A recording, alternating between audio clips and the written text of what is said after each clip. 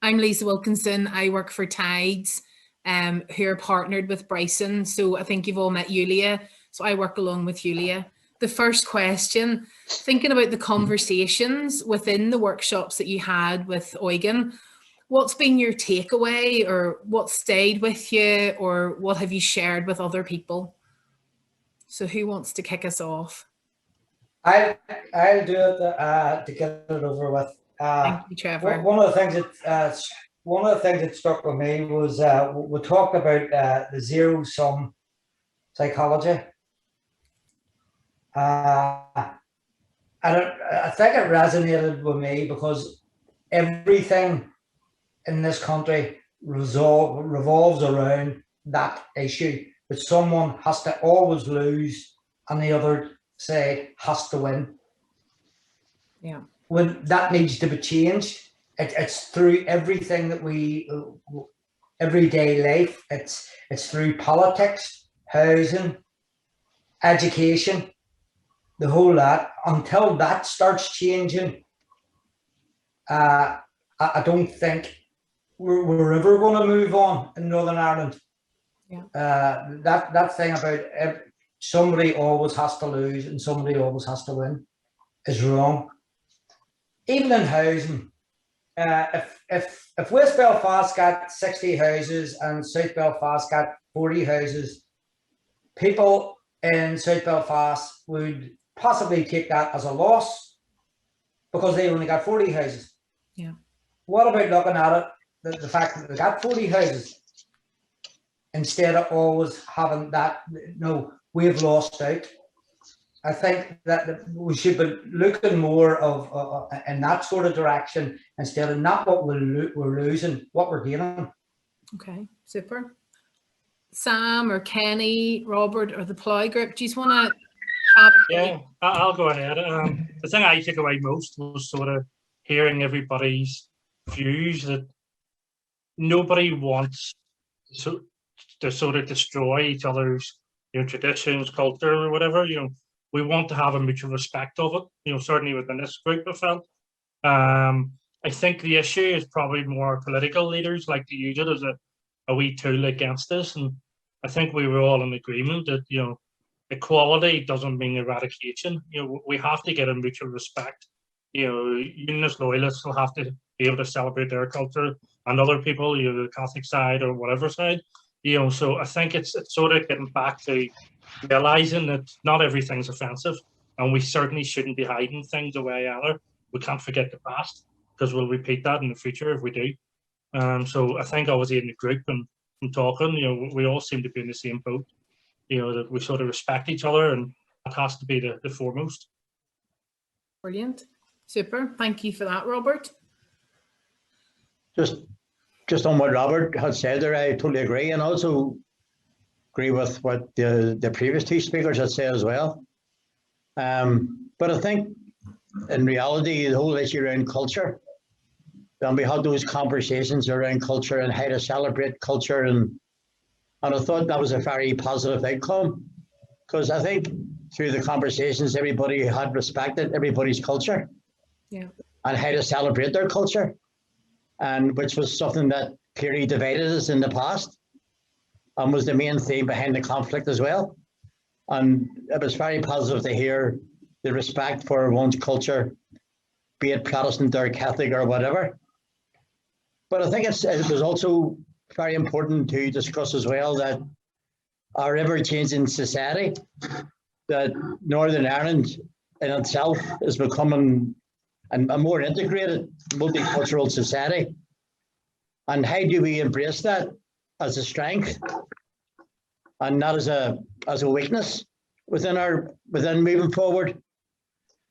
I mean, like, what else could we do as a more collective, a more sort of multicultural society that will celebrate 100 years of Northern Ireland, that everybody is in agreement with?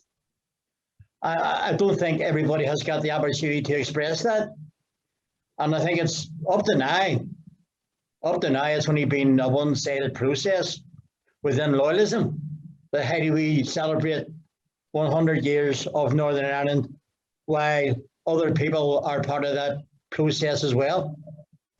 Yeah, what I took from what we learned was that there's no culture that is more superior than another, and that though the colonization tried to like tend to change it, but there's no culture that is more superior than another. One of the key things I took that day. That's From brilliant. yeah. Great. Thank you, Kenny.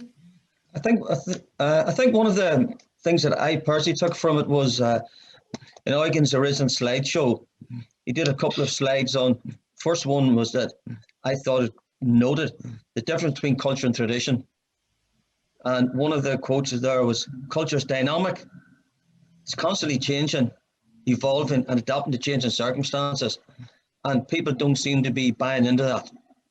You know, people seem, tradition is about preserving the past, but culture changes, it evolves, it adapts. And if there were more conversations like these, people could adapt, they could change. There can be more in-depth discussions and a wider acceptance of different aspects of culture. I mean, culture for me is where I was brought up, how we lived, how we played. I mean, there's a lot of stuff that people say that's part of your culture. No, it's not. Something I could be at in school, but I think the whole concept of change and evolution, people haven't bought into it because they just don't know about it. They're not sure about the maybe I didn't know. I mean, the difference between culture and tradition, the models of culture, even the what was it? The metaphor Eugen used, you know, describing 3 components of culture, baking the cake. I mean, for me, that was a complete eye opener. And myself and Sean talked about it. We discussed that. That was something that we hadn't come across before. And the likes of that discussion need to be out in the wider community so people can take on board differences in their culture, other cultures. It's all how we live. Yeah. I think it's been spoken about by almost everybody who's spoken here is talking about the respect that this group has obviously had and developed over the sessions, and our realizations and level of communication is really good. So I think the task at hand is to bring our mindsets and realizations to the next generation. We can sit and pat each other on the back, and you know, and come away happily from this. But I understand our task being to draw in the youth, because we are of more or less of a certain age and above. Right. Very nicely put. We've got to bring it to the kids, not to end up down the dead end streets that we ended up, and we've got to formulate a way to bring them together and to have them look at and understand the ideas that we are discussing and what we want to bring forward. I personally don't believe that that's going to happen in Stormont. I believe it's going to happen in forums like this. So what do you think would contribute to the building of a culture in Northern Ireland, the north of Ireland, that's, you know, moving forward, that would be prosperous, compassionate, and would create a peaceful society? Well, you see, when I read your question, maybe you didn't say it, but when I read the question, it sort of implied to me that we needed a new culture. And I don't believe we need a new culture. What we need is respect for 2 very good cultures which we have.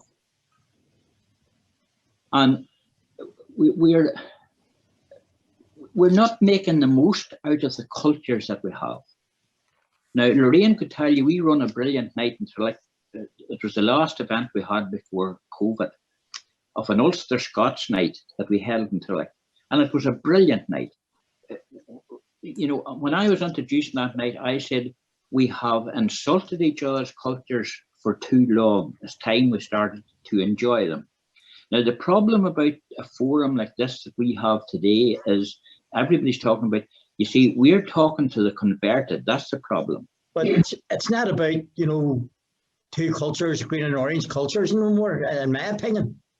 You know, we do live in a multicultural society now, and we need to respect that. But the political culture needs to change dramatically. You know, there's no political representation from the minority groups. There doesn't really seem to be any sign of that really changing, to be quite honest. We're still reverting back to the old green and orange politics. We try and get one over each other. And that needs to change. And to make that change, we need to have a more wider representation politically. When young people from working class backgrounds can have the opinions and be part of mainstream politics. And that's what really needs to happen. You know, when somebody from a nationalist community has a social sort of insight and agreement with some of DUP policies, and vice versa, when some young unionists agree on a policy within Sinn Féin, and then why not be part of that process? And this is where we sort of need to change. So it needs to happen at the top politically, and there needs to be an agreement. Talk about more issues around social housing and education and employment and training for employment. But we need to bring in other people from other cultures politically and put them on the pedestal to give an opinions as well, because that is the strength that we're missing currently in modern day society. I would like to add, I want to see more of acceptance, more of compassion, more of togetherness, and respect for elders in Northern Ireland. I agree with what Jockey had said a minute ago there, that I look at it sometimes and think we definitely need a better understanding and a better communication of culture and other cultures, because as I say, people would use so-called culture as a weapon against the other. And if you start taking, if people think that their culture is being taken away, you've got a problem. Chalky mentioned about the political thing in Northern Ireland. That is the problem. People could probably get on no problem in Northern Ireland when they come down to it, if you took politics out of it. It's a lot of things in Northern Ireland, everybody knows, is about your past experience. And if you've got a past experience that's bad, it sticks in your mind. It's trying to change that past experience. I've had bad experiences in the past, but I've been able to move on. Not everybody can do that. As Barney said, we're all right in this wee group, and we seem to be able to get on. We need to get that out to the wider community. You see, I belong to a very nationalist family, if you wanted to put it that way, a GAA cultist family. But I live in a totally loyalist area. And I have lived here where I'm sitting in this corner. I can go back till 1850. 1850 now, not 1950. You're looking good for it. That's not bad. No, well, not me personally. But you see, because we know other, I think nobody put it as well as David Irvine in his book. He said there was only 3 Catholic families in his area, but they were great people, but they weren't like all the other Catholics, you know. And I feel that is one of the problems, that people don't know other well enough. I think we just need to change. We've mostly covered it. I think we need to change our attitudes, you know, and it has to start at the top. It has to be political. You know, everything seems to be used as an attack, you know, whether it's the Orange Order, whether it's the GAA, the Irish language, even the census this week there, you know. I've had stacks of messages through social media, you know, regarding if you're Irish, make sure you put Irish, if you're Northern Irish, you know, and even Ulster Scots, you know, if you use any Ulster Scots term at all, put it down if you speak it, just to try to get the point scoring up. We need to sort of get away from that, you know. Let's enjoy it. You know, I am what I am, and I'm comfortable with that. So why am I not then comfortable going into a community with somebody else and sort of accepting what they are, and they obviously have to accept And that's what this group's showing. That certainly, there's been nobody that's stood out. I don't think that stood out and has been awkward or not accepting. We all seem to be of the same agenda. And the only people sort of against that is those at the top that try to get 2 points scored. But could I say this to you, Robert? You're not I having agree. my lamb egg, Barney. It's fine. No, but I agree totally with what you're saying. But if somebody put themselves forward for election, telling the story, your agenda, they wouldn't get elected. Exactly. That's not true. Yeah. That's true. So And how do we resolve that then? Yeah. I think the one word that's in the second question is compassion. They don't seem to show a lot of compassion. We seem to be culturally, and I'm talking about at a micro level, we do like to be involved in some sort of conflict, no matter whether it's up on the hill between the two main parties or on the streets. Now, we've got an issue ongoing in Uri at the moment. We've been protests outside our local health centre because the family planning clinic's on every Monday. People have been protesting, the anti-abortionists have been protesting. And it took something like that to get the most right-wing Catholics in this town to stand shoulder to shoulder with Jim Wells. Conflict, even at a micro level, you'll only get people of that ilk coming together for now a conflict. If it's not orange and green, they'll find something. So I think the word that we need compassion. So we do like a wee bit of conflict, even at a micro level. And I think we need to bring in that word there, a bit of compassion. People need to stand back and look at maybe the bigger picture as we are and bring it down at different levels, because there's a complete lack of compassion as far as I can see. Yes, and we identify ourselves with either, how many times have the words Catholic and Protestant been used in this discussion so far? And there doesn't seem to be too much listening to those who do not belong to a particular faith or group. And we are a small elephant in the room, but we're growing. And I think it was Peter Shirlow who said, what was it, over 20% of the population here in Northern Ireland consider themselves without faith or church. And I think that is an aspect of this society that deserves more consideration, because there's no doubt whatsoever that we're becoming a more secular society.